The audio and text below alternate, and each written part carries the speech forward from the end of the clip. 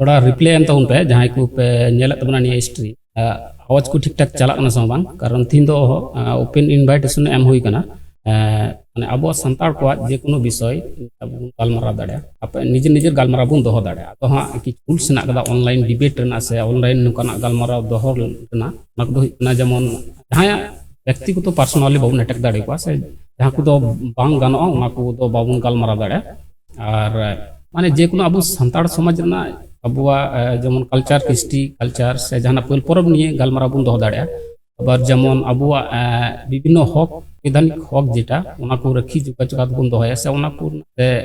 निजेर मतामत आरकी आपो तीन इयर बुन दो दाड़े आदो निये दो हां डायरेक्ट लाइव कना तो जहां को बुन जॉइन कना लाहारे जॉइन अबुन हां से जॉइन बुना आदो उनको नेहर तन कना अरदास तन जे आपे लाहारे उना रूल्स को चेक होना थोड़ा नेल ᱧᱚᱜ कते पे हजू तबना ताले नापायो कई दिन पर गे हां गापा मियां अडी आडम्बर भाबे हां निये खबर कागज करे से मीडिया करे बुन नेल लेमा राम मंदिर उद्घाटन हुआ एक विषय नहीं हो जुदी बुन गालमाराव दाड़िया ताले आपे को गुन दाराम हेना कदा लाइव किलोमीटर रे गालमाराव पे हो दाड़े और नितो बुन नेल ला नुकु को हा जहां को राम मंदिर रेन कर्ता धर्ता कना को से को मिता को कना आरकी पुरोहित अबार निजे ते दो हा को लय गो कना आरो बर्ती किछु को लय गो कना कि विश्व रेन उपदेष्टा उनका मिटेन गुरुजन आरकी गुरु तो गुरु उनका को लय गो कना दम को डायरेक्ट नितु हा बन्ने में को किलोमीटर पे नेले को गया उनको अब उनको हाँ जहाँ को ओबीसी और एससी हेना को जन समाज आरके नुद्र हम इबार एमन एमन कथा को दोहयदा जहाँ दो हाँ एकदम अंगानो लेकाना जहाँ कथा कना जहाँ दो हाँ मेन चीज को जे जहाँ राम बाय मानावया उनी दो माने जहाँ दो भारता को खाल मिटेन अब समाज रेगी हेना अब लेकान को कटी जत को मने को चमार केते मिता को ना जहाँ बोले उनी बाम मानाव खाय दो तो आकवा जेटा उन्या बन पथा ना का वर्ण पथा है ना का जेमन राम बन क्षत्रिय शुद्ध उनका आबार वैश्य उनी को जो उनी को तो निये आर को ये मंतव्य दा उनको को ये कना एमी हड़ हेज कना हेलो हेलो हेलो हेलो गंके आंजम कना रोड हाँ हाँ हाँ हाँ अच्छा तीन दो हाँ ओपन इनवाइटेशन दोहो कदा जहाँ दो जे कोनो अब संताड़ समाज ना जे कोनो विषय निये बुन गालमारा दाड़े जेमन कई दिन लहारे नेल कान थेना कई दिन पर गे हां बुन नेल ᱧᱟᱢᱟ राम मंदिर निये हां अडी आडम्बर भावे मिटेन को पालना आबार उनको जहां हां माने आकु दो बाबणे को लेगो कना से उच्च वर्ण को लेगो कना उनको हां अबु दो से अबु जहां एसटी ओबीसी और उनको एससी हेना को उनको दो हां माने चार वर्ण रेन चामार को मिताबन कना उनकना मिटेन ये लिए हो माने बाजे बाजे को ये आरकी मंतव्य दा आदो उनी को विषय निये ओपन इनवाइटेशन इन दो कदा जहां की बोले जहाटा विषय ने बुन गालमारा बुन दो दाड़े आदो हां किछु उने डिबेट ना ये से उनका ऑनलाइन जहाना स्टेटमेंट दोहय ना मिटमा नियम मा तहन की जे बाजे लैंग्वेज दो बाबुन दोहया कारण नि तो लाइव चलना तो उनकना जदी जहाना हम गालमारा मेनखान दोह दाड़े अदो अच्छा जहां दो अदो को सेलेक्ट कना हा से चलका बांग सेलेक्ट दो हां अलंग बार हर गे हेना कदा बांग बार हर गे हेना लंगा अदो ओ अच्छा अच्छा अच्छा अदो इन्हा नितो आजका गिन ओटा किदा अदो ओटा कते बुझ बुझ दड़िया कना पालका पेपर कना अदो ना नेल दा ना गूगल मीट लेका पेपर हजू कना अच्छा ठीक है ठीक है ठीक है अदो ठीक है ताले ये निये अब निये ये लिए गालमारा में निये जहां दिल्ली रे जेटा मीटिंग उना लिए गालमारा दोहय में आयमा हड़गी अने लाइव रे को नेलला अच्छा होई जहां हुयू कना कपाल माने ना 22 जनवरी राम मंदिर अदो नोआ राम मंदिर होय सेटा गे बेस किछु दिन जाबत खन गे आजमक कना आर ओना बेस किछु दिन जाबत मुद्रे माने पेन गान खन दो सारा दिन मान गे मी रकम राम मंदिर इदी कते दो चर्चा चला कना जहां रे टीवी रे जहां बुन नेल ᱧᱟᱢᱟ जहां दो ना ये कता कना कथा रापाचा को वितर्क प्रतियोगिता नोआ हो रे हो नेलोक कना से राम मंदिर इदी कते गी नोआ नोय नितो हो चला कना उनी हा नेल कना आरचे आदो नोआ राम मंदिर इदी कते दो तायम दाराम दो सरीगी नोआ तो मिटेन ओकार जहां बुन लई लगी दो कना जहां व्यक्तिगत भावे विहर लगी दो कना नित हरिते नुई सरकार विशेष करे सेंट्रल सेंट्रल साथ अब वेस्ट बेंगल रेन मुखिया मंत्री हो धन्यवाद पॉलिसी रिया मिटन कमी होरा उनको को जोजाव रिया को कुरुमुटोइदा ब्राह्मणवाद पॉलिसी से बाबले जहाँ नीति बाबले नीति तेगी नवा दिसम जे होय चला कान नित हरित ते हो आदो नवा लिकाते हापेन दिन रे नवा खतिरा तेगी उकु जे नवा दो हा अब मिट समय जेटा बन नेल कादा बन आंजम कादा उनी नवा दो भारत दिसम दो माने हिंदू राष्ट्र बनाव रिया मिटन उहिर भावना जेटा मेना तकोवा आदो नितो सुझी मुझी उनकाना कथा बाकू लय रहो इnya हदिस तेदो नोय लयदा ओना दो हापेन दिन रेदो ना ओना सेगी को लगा ला इदिए दकना आको कमी कसनी आर अबो हो ओना डार तेगी हा डारहा बन रिया मिटन प्लान पॉलिसी परिकल्पना दको हतावा प्लान आदो नोआ इदि कतेन दो जेत निये मिटन जहां राजनीति चलाक कना नोआ अबो अडियाट उहिर भावना रिया लगते कना एटा एटा ये को हो अंते स्टेट को हो आदो अको तिना गान को बुझे ताबन से को बुझे रहो अडी आयमा स्टेट को गी जेमन ओना दो बीजेपी शासितो राज्य कना खतिराते आदो गानोक कान रहो से बाको सहाव लाहाव रहो ओना सहाव काते गी मेना कोआ आर सरकार जहां कमी लगी दो कना ओना कमी गी ओना को हेसहा कना एटा एटा राज्य करे दो नय हा अब आदिवासी को जहां मेना कोआ ओना साथे अब पश्चिम बंगाल हो मेन गानोगोआ अडी आयमा आदिवासी गी नितो दो नितो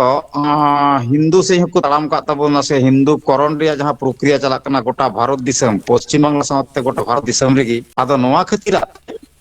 पाले नोआ दो अपेन दिन रिया नोआ रिया बड़ी अड़सों दो तीन गान बुगिया से बड़िया नोआ दो उन अटकार रे दो बुझ सुची दो पासे बाकू अगु लगी दो कना मने जंग कना को नोआ रिया बड़ी तेद दो तीन गान होई दाड़िया नोआ दो बाकू मने जंग कना आदो नोआ नोआ लेकाते नितो तमाम दिस भारत दिसम रेन अब आदिवासी को हो अब लिकाते मिटन अडी आट उइहरो रिया लगते मिना आदो होय हा मिमी गोटे राष्ट्र ये राज्य मिमी गोटेन उहिर भावना रे मेना को विभिन्न पॉलिटिक्स से राजनीति रे को बोलो काना आर उनका लेका रे नोआ तीन गान बड़ी हुई का नोआ बड़ी दिग दो जावडंग हर को उहिर का रहो हापेन दिन रिया नोआ रिया बड़ी अड़सों ते तमाम भारत दिसम रेन जतो आदिवासी ठन गी जे तीन आंग्रा सेंगेलिका बुटेन दो उड़ुई उड़ुया ओनवाटा जतो हर मिट लेका कते उइहर लेन खान से को बुझाव दाड़िया बुन खान ताहले पासन भागी को नोंडे जेलका अब जुदी बुन नेला पश्चिम बंगाल रे तीना गान आदिवासी माने समाज मेना आदिवासी को जहां सावता से समाज मेना अब संताल को मेना भूमिज को मेना हो को मेना मेंदो जे 40 टी आदिवासी गाता के नडे ये लिस्टेड मेना होना उन गान सावता समाज मेना आदो उन गान सावता समाज तेहिं को बुझतिए कदा जतो कान गया बन आदिवासी मेन खान अकोयटा आदिवासी हो इसकार ते जहाना विषय रे लड़ाई काते उनी जहाना बाय चिका दाड़िया से बाय चिका दाड़िया कना खतिराते तेहिं दो अब पश्चिम बांग्ला रे ओय united forum of all Adivasi organisations west Bengal मिनते मिटन फोरम जुता काना जहां छातार उमूल रे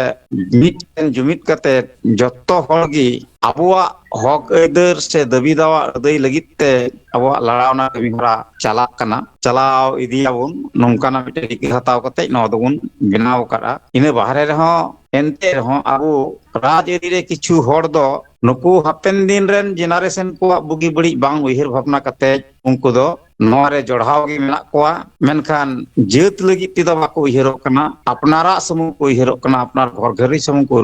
उहिरोक कना अदो अनवा लिकाते तिहिं अबवा सामग्रिक से बृहत्तर स्वार्थ जहां को मेता कना ओना बृहत्तर स्वार्थ से बांग को उहिर दाड़िउ कान उन खतिराते अबो रिया एटकेटोरे तलारे मेना पना अबो लिका के पालेन एटा एटा भारत दिसम रे जहां को पोनत ओना पोनत करे आदिवासी हालत दो निंकान गिया आरो ओना येते जतो आदिवासी को भारत दिसम रे जहां को पोनत मेना जतो आदिवासी को मिटन काते नितो दो अबो आदिवासी को हापेन दिन रेन पपोंगड़ा को ताराम रहा सघोर जते तहन मा ओना अबो buj katen jumit katen lërhëy katen abuak hok aidar jeman bon hatawa ado ongka lekate noa ho abuak miten uiharok dia adi art lakti hui kana rajari platform re jahai mane noa brahmonobad policy re jahai ku kami menak koa nuku kuak obosthan bodol bodol huwa mane nuku onde khon pojok ku ria miten chit lekanak polisi hui daria pantha hui daria noa ko abu uiharok dia adi marang lakti hui kana ante mone idarki ma ado nit thari te do he ni galmarau hataret kana tayam daram lakti hui len kara hain galmarau tabona ma jawar gi iya hoi amiten iye katha ona do huyuk kana nuku ha jahai ku babne ku nuku jahai aku do latu jet ku layok kana akte nuku ha nyal ko mi abu nai nai kure 1000 বছর ha ku শাসন কেদা এই লটু জেত কানা আলে দো আলে মানাও লে হুই তাপেয়া আর যা কিছু পুঁথি পতক কো আকু গি কো অল কাদা আবু জাহাই হা এসটি एससी ओबीसी जहां को हाँ आबू कटी जात को लिखाए बुन तहन से को लिखाव का बुन ला सिदाय रे उनको दो हाँ किंतु पुथी पथम रहो ऑल रना कोनो दा बाको एम का बुना सल ओलो पठान कोनो दा बाको एम का बुना आदो नितो nyelok kana abu kwa do una khatir tigi ha kono maria kono puthi patham do bonu tabona karon do prothom bi abu do ol na daw gi to baku yo em ka bun thana karon ja kichu ko ol kada ja kichu puthi ku chhapaw kada pasnaw kada ko jeto unku babde ku ha jahai brahmon hena ko ado nito do mitama je ama do kotam ama do documentary ko ta ado abu ma prothom ri to bako em ka bun documentary do chika hoy tabona olo pahar gi da bako em kana chikate abu do samajik bhabe se nuka शिक्षा bhabum laha ওই যে 1000 বছর ধরে আবু ওনা শিক্ষা কো বঞ্চিত গে বুনার নিত কো মিতা বুন কনা মানে আকুস্তে কম্পিটিশন আদো চিকাত বুন দা ওন্ডে মিটেন কথা কানা no do di marang adi noa gi adi letu katha kana no do di seri katha kana bang letu katha kana marang katha kana ado noa gi na jahan lei lagi dok kana abu ona gi যে আরো যাহা কো Abu C ST যাহা সংগঠন মেনা মিটে বারিয়া বাড়াইরে যাহা মেনা নোয়া সংগঠন গোটা ভারতবর্ষ ব্যাপী আডি মারাং লড়াওনায় বিনাও কাদা আডি দিন কোন গি নোয়া হ চালাক কানা ইয়া যেটা বাড়াই মেনা আদো আবু না নয় অরাজনৈতিক সংগঠন আবু পশ্চিম বাংলা রে দো হা আইমা গি মেনা আর হ আইমা হর কো মেন তাবনা যে অরাজনৈতিক দো বাং যত হর গি যখন ভোট বুন এদা যত হর গি রাজনৈতিক দো করাওয়েত গিয়া মেনখান অনা ডেফিনিশন তে দো নোয়া ঠিক কথা দো বাং কানা মানে ভোটে এম লখাই রাজনীতি তা নংকানা কথা দো বাং কানা রাজনীতি রাজনৈতিক আর অরাজনৈতিক রে দো অবশ্যই গি ফারাক মেনা গিয়া আদো না ফারাক দো হা বুঝাও হুইউआ से ना लई लिखन दो गानो गया मेनखान हा कथा ते दो हुइक कना आदो जहां को तिहिन अडी नोआ हो इया बड़ाई रे मोटा मोटी नाई नाई कते हा 35 40 बछर धरिए लड़ाई ते मिटन अडी मारांग जायगा रे को हेज कना तिहिन मोटा मोटी हा सोशल मीडिया रे को अपन आंजम का गया से बन नेल का को गया ओना दो हुइक कना जे नोआ दो एससी एसटी ओबीसी माइनॉरिटी माने बाम सेट जहां को मेता कना मिटे संगठन मेना नोई दो सोशल ऑर्गेनाइजेशन सोशल इदी कते जमने लड़ाई कना सोशल सावतारेन हर को बुझे चुको लगी से बुझे चुको लगी जमने लड़ाई कना कमी कसनी चलाव दीदा उनका गी नोआ रिया मिटन हटिंग ते दो हुई कना नुई दो राजरी सेते नयामाय लड़ाई कना ओना दो चे लेकाना कना ओना दो जेमन हा नोआ बुन नेला अबो भारत दिसम रिया नोआ पास जतो संभव उत्तर प्रदेश रे दो हुई कना ना मी समय रे बहुजन समाज पार्टी मायावती वा मिटन दल आरकी नोआ दो बहुजन समाज पार्टी को मेता कना नोआ दो ओय एससी एसटी ओबीसी माइनॉरिटी अमुक तुमुक को निये आबो मिटन दुड़ुब तिंगुन रिया ठई हे से राजरी लिकाते आबो हक आबो जते बुन आरजा दाड़िया आर नोआ रे बुन राज दाड़िया नुना संगी आबो माने नोनकाना मिटन उइहर भावनाते जहां संगठन चला कना ओनवा रिया कथा पारन उइहरो रिया नितो अडियाट लक्ति हुई कना उइहरो रिया लक्ति हुई कना अदो नोआ से दोन हा निथरि ते उनका बाबुन उइहर कना बाबुन उन से तबन मेलुतुरा कना मेनखान नितो उइहरो रिया लक्ति हई कना एनखान रे आबो हा आबुआ जहां नागाम आदो खान नोआ दो नोआ नागाम बिनाव रिया हक ᱡᱟᱭᱜᱟ ᱨᱮ ᱡᱩᱫᱤ ᱵᱟᱢ ᱦᱮᱡ ᱫᱟᱲᱮᱭᱟᱜᱼᱟ ᱢᱟᱱᱮ ᱩन्नयन ᱨᱮᱭᱟᱜ ᱱᱚᱣᱟ ᱫᱤᱠᱩ ᱛᱮᱜᱮ ᱦᱟᱸᱜ ᱠᱚ ᱞᱟᱹᱭᱟ ᱟᱨᱦᱚᱸ ᱩन्नयन ᱨᱮᱭᱟᱜ ᱪᱟᱵᱤ ᱠᱟᱹᱴᱷᱤ ᱜᱮ ᱦᱩᱭᱩᱜ ᱠᱟᱱᱟ ᱨᱟᱡᱽᱱᱤᱛᱤ ᱟᱫᱚ ᱟᱵᱚ ᱥᱟᱶᱛᱟ ᱥᱚᱢᱟᱡᱽ ᱨᱮ ᱟᱵᱚ ᱱᱤᱛ ᱫᱷᱟᱹᱨᱤᱡ ᱛᱮ ᱡᱟᱦᱟᱸ ᱵᱚᱱ ᱧᱮᱞ ᱮᱫᱟ ᱚᱱᱟ ᱫᱚ ᱨᱟᱡᱽᱱᱤᱛᱤ ᱥᱩᱡᱷᱤ ᱢᱩᱡᱷᱤ ᱱᱟᱦᱟᱜ ᱵᱟᱵᱚᱱ ᱨᱟᱡᱽᱱᱤᱛᱤ ᱠᱟᱱ ᱨᱮᱦᱚᱸ ᱟᱫᱚ ᱟᱵᱚᱣᱟᱜ ᱞᱮᱠᱟᱛᱮ 아부 라জনীতি ᱨᱮᱭᱟᱜ ᱠᱟᱛᱷᱟ ᱱᱤᱛᱚᱜ ᱩᱭᱦᱟᱹᱨᱚᱜ ᱨᱮᱭᱟᱜ ᱞᱟᱹᱠᱛᱤ ᱦᱩᱭ ᱠᱟᱱᱟ ᱢᱮᱱᱛᱮ ᱤᱧ ᱫᱚᱧ ᱢᱚᱱᱮᱭᱮᱫᱟ ᱡᱟᱦᱟᱸ ᱫᱚᱧ ᱢᱮᱱᱮᱫ ᱩᱱᱠᱩ ᱦᱟᱸᱜ ᱱᱚᱣᱟ ᱥᱳᱥᱟᱞ ᱢᱤᱰᱤᱭᱟ ᱠᱚᱨᱮ ᱵᱚᱱ ᱧᱮᱞ ᱛᱤᱭᱳᱜ ᱠᱮᱫᱟ ᱚᱱᱟ ᱫᱚ ᱪᱮᱫ ᱱᱚᱜᱼᱚᱭ ᱤভিএম ᱛᱮᱫᱚ ᱟᱫᱚ ᱵᱷᱳᱴ ᱵᱟᱭ ᱜᱟᱱᱚᱜᱼᱟ ᱱᱚᱣᱟ ᱠᱚ ᱤᱫᱤ ᱠᱟᱛᱮ ᱞᱟᱲᱟᱣᱱᱟ ᱫᱤᱨᱜᱷᱚ ᱫᱤᱱ ᱫᱷᱚᱨᱮ ᱪᱟᱞᱟᱜ ᱠᱟᱱᱟ ᱪᱟᱞᱟᱜ ᱠᱟᱱ ᱛᱟᱠᱚᱣᱟ ᱢᱮᱱᱠᱷᱟᱱ ᱚᱱᱟ ᱠᱚ ᱡᱟᱭᱜᱟ ᱨᱮᱦᱚᱸ ᱟᱵᱚ ᱯᱟᱥᱮᱡ ᱤᱥᱩ ᱵᱷᱤᱛᱛᱤᱠ ᱵᱚᱱ ᱞᱟᱹᱲᱦᱟᱹᱭ ᱞᱮᱱᱠᱷᱟᱱ ᱡᱟᱦᱟᱸᱭ ᱫᱚ ᱵᱤᱫᱮᱥᱤ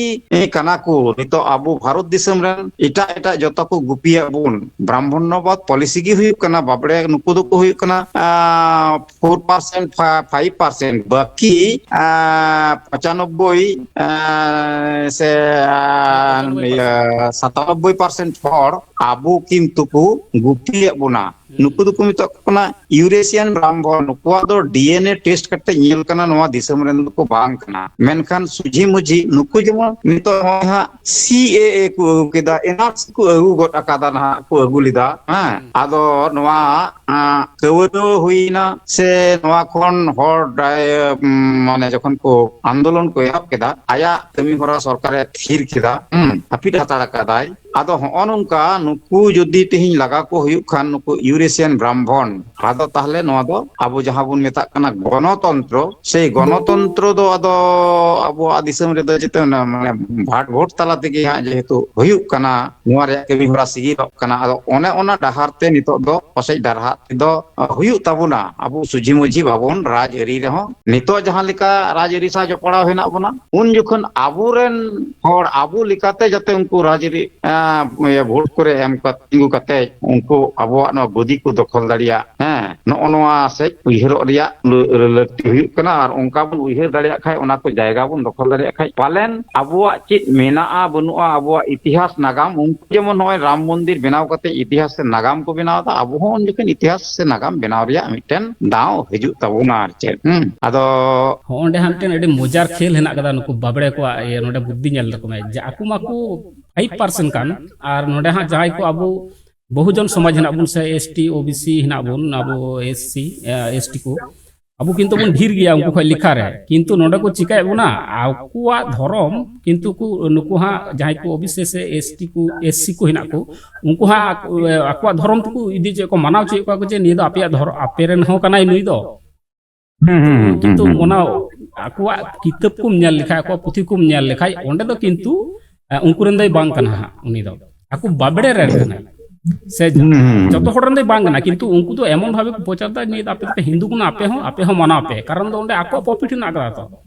और हम नेल को दा दुल को से एमन तेमन को हां नुकु हां बाबड़े को दा दो बाकु दुला उनको तो पुरोहित लगे पूजेया किंतु बाद की जहां को एससी हिना को ओबीसी ना को उनको गता की अडी माने को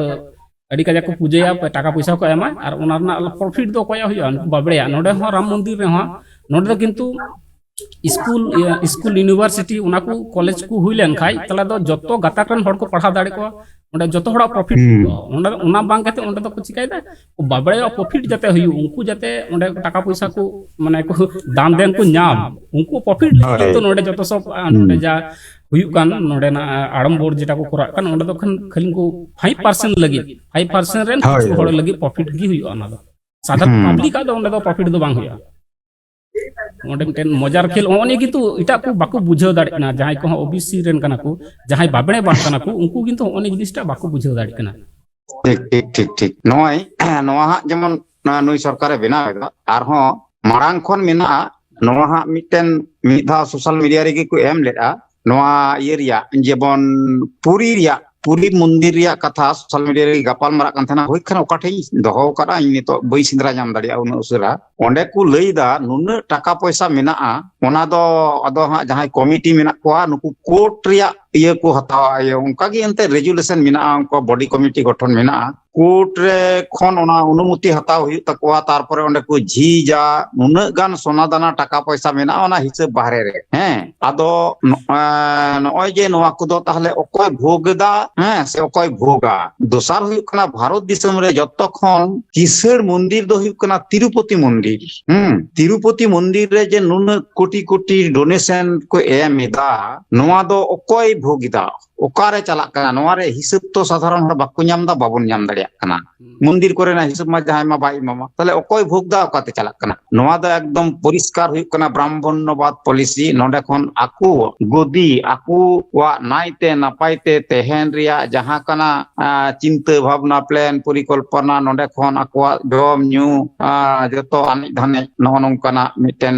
व्यवस्था कना व्यवस्थापना कना जहां दो तिरुपति मंदिर से नोंकाना आरो मिना मंदिर को जहां खन दो नोंडे बाबड़े को माध्यम ते नो सरकार ठेन से उनको 5% से उनको 6% विदेशी उनको यूरेशियन ब्राह्मण नुकु नोंडे खै को आयोजन कना अदि नाइते नापाइते मेना को दो ओनवा जिनि तरिगी अदि बुझेउ रे माने हर अदि को कचि कमो कना आबोरेन मा ओने हा तो मा पश्चिम बांग्ला रे जदि बुन नेला नय 500 टाका नोआ लक्ष्मी भंडार आर ओनंकाना कटि चुलुंग उनको सीता ये रोहड़ पिठे ये खाय में लेदावाय खाय गेम जेरकम चिड़चिड़ ठेपे कते अदि रस्कवाते उनी दय बुलुआ आबो हर हो ओनका बुलउ कते मेना को खाली आबो हर सबुन दो बांग जे कोनो जाति रेन रेंगेज रेज गोष्ठी दो ओनका मेना कोआ जतो स्टेट तिगी हा नोंका मेना कोआ नोआ कान गया एकदम स्वाभाविक अवस्था नोंका गी मेना को खतिरात तिगी भारत दिसम रेन आदिवासी हर को दो हा माने जेत को दो नोंका तायम रे मेना बना आरकी आरो उनी ये नेल लेखाय मिस्त्रीदा जुदी हा इलेक्शन ने भोट रना व्यापार ने हम नेल लेखाय आबो जेतु नोआ संख्या तबन ढेर गया आबो हो जुदी नोका कायदा कते जुदी उनको चेका पॉलिसी आबो जुदी नुको जहां बहुजन समाज हिना बन जहां को बाबड़े बन बांग कना से जनरल बन बांग कना एसटी एससी ओबीसी कना बन आबो हो जुदी नोका जुमित कते बन ये भोट रो इलेक्शन रो बन तिंगु दाड़ लेन खाय आबोन हर के जुदी भोट बन एम दाड़ी खाय ताले तो उनको हमेशा किंतु बन ये दाड़ी पा क्षमता जुतो किंतु आबो तला रे बांग हुयु कना ओने बाबुन होय होय होय आबो तला रे होना जुमित बांग हुयु कना आबो तला रे दो किछु होड़ आदो किछु दो बांग मैक्सिमम होड़ गी आबो तला रेन दो ओने मेने बोंगा बुरु से देवता खन जस्ती को माना बतावे को जहां दो तिहिन दो सरकार रे तहन कान जहां जागी एमो कान है माने जे छेने उनी नागरिक हिसाबते उनी जे खाने सारा बछर रे कथा रिया कथा मेनदा विभिन्न येते माने उनिया सुजोग सुविधा हिसाबते उनी नागरिक हिसाबते जेखाने हयतो उनी 40,000 टाका नाम रिया कथा सारा बछर रे बाद बाकी समय दो आयते केमिया संसार चलाव ताया ओना जगह रे हयतो नेलगो कना चे माने आडी आयमा होड़गी सारा बछर चिन होबा को नामे तबोना किछु होड़ दो उनी हयतो नामदा 5-6,000 टाका नामदा हैं आदो मि होड़ जदी लक्ष्मी भंडार रे 5 बारं 60 6,000 टाका नाम खान 40,000 टाका बांग एम कते जदी उनी 6,000 टाका ते बुलुइना ताले हुइना आदो नोनोंकान को होड़ा परसेंटेज की जस्ती किया हेने की को कुसिया कना नोनो खतिराते उनको की देवता लेका आबुआ कथा दो आबुआ उहिर भावना हापेन दिन तिना गान चिर हुई दाड़िया नोआ खतिराते आबु बांग जुमित खतिराते नोआ बाकू बुझे लगी दो कना आबुआ मेन कथा ते आदो नोआ एंते रहो आबु नितो आबु जहां को बुन बुद्धि ये माने उहिर लगी दो कना सबुन उहिर आकादा नुकु को होड़ रहो आबुआ माने ये हिना माने हिंदिज मेना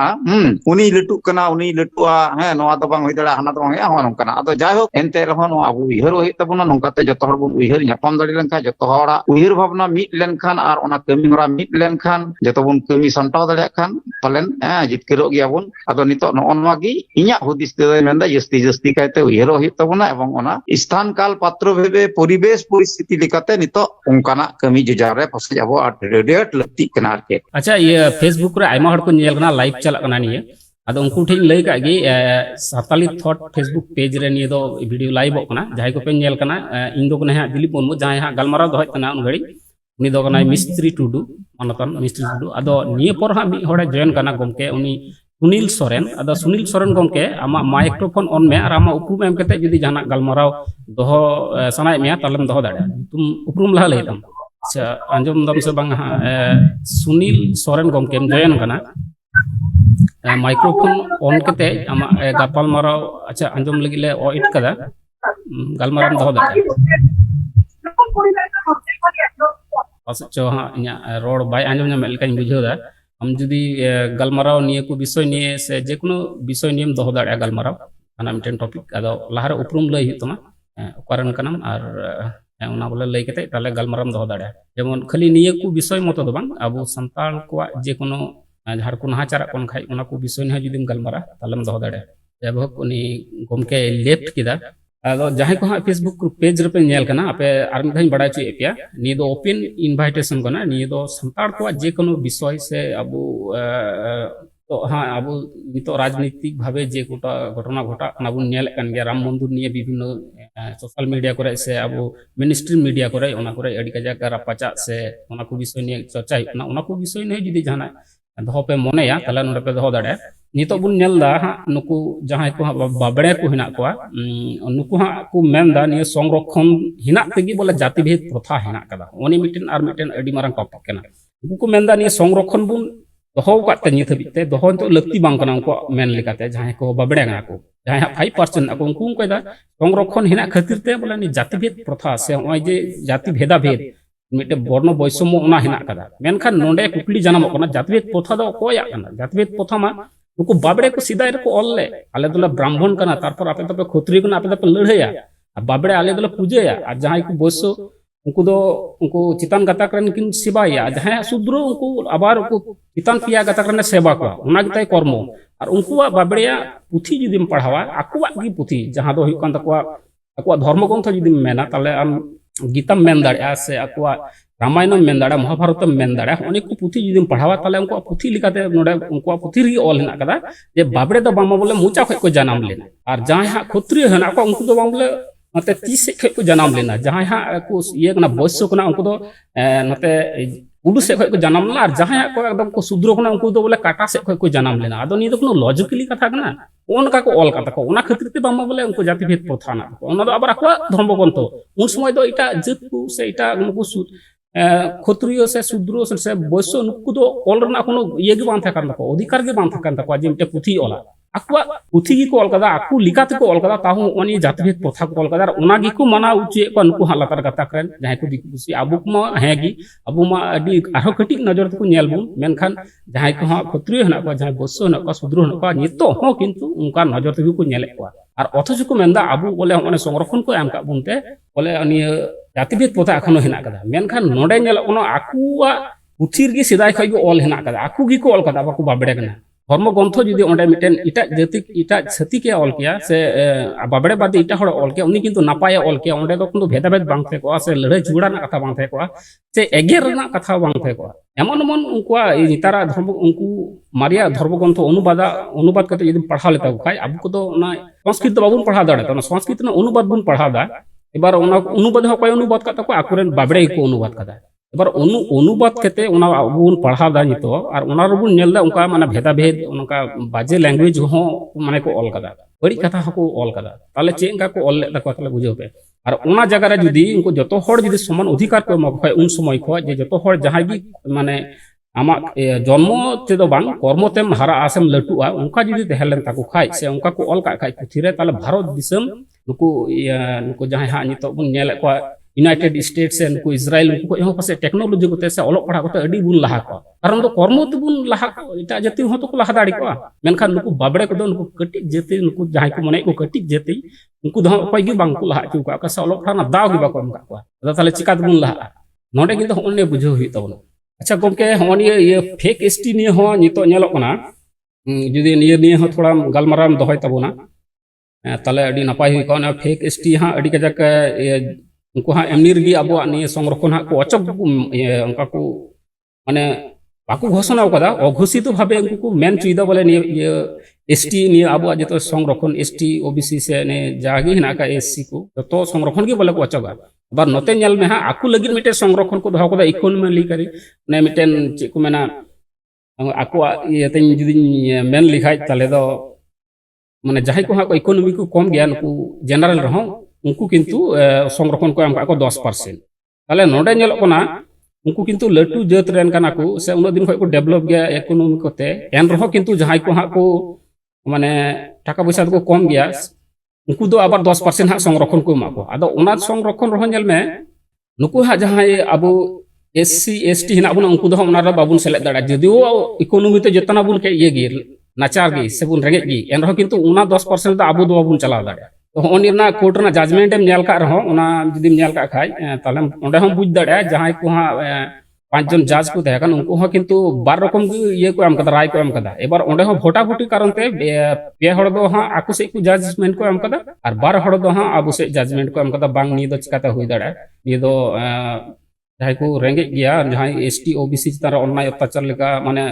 ऑफिसर लेका हुई कना उनका हा बार हड़ दिकिन एम लेट गया जजमेंट किंतु